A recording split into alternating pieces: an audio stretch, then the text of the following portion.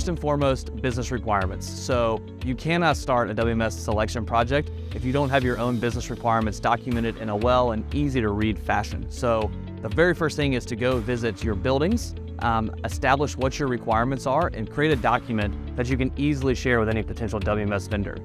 The second is if there's a way to understand what levels of complexity you have in your various buildings. So whether it's all of your buildings and facilities run in the same manner with the same processes and the same type of product, or are there different complexities or different types of product? Because again, what that's going to do is allow us to be able to segment those into different types of buildings, and there may be different options and different processes that we need to build out to share with the WMS vendors. So setting up and understanding what your requirements are, understanding how your buildings run, and then also thinking, how do we build for the future? So right now, there's a lot of vendors as we move to cloud platform WMSs, right? Is how do we go with a versionless or an always upgradable type of solution? So it's not just thinking, what do I want to do for the next 1 or 2 or 3 years? It's how do I plan for years 5, 6, 10, 15, and 20?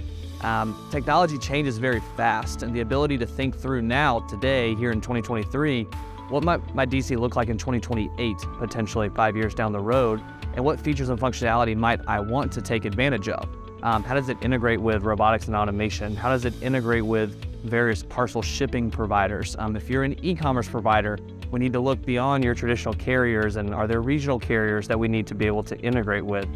So looking forward into the future as you build all those requirement documents, as well as how many DCs might we also add in the future as well. So what is our plan for years 5 through 10 beyond just years 1 through 3?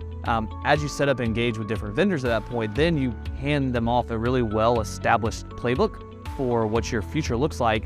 That's going to do a couple things. It's going to first make the selection process go smoother and more straightforward. The vendors are going to have the information they need to be able to quote things appropriately and ask the right questions. The other thing is it's going to give you a really good apples to apples comparison as well. So you're not worried about, vendor A is thinking about option 1, vendor B is thinking about option 2. You're truly able to sit things side by side and pick out what the right solution is for you there.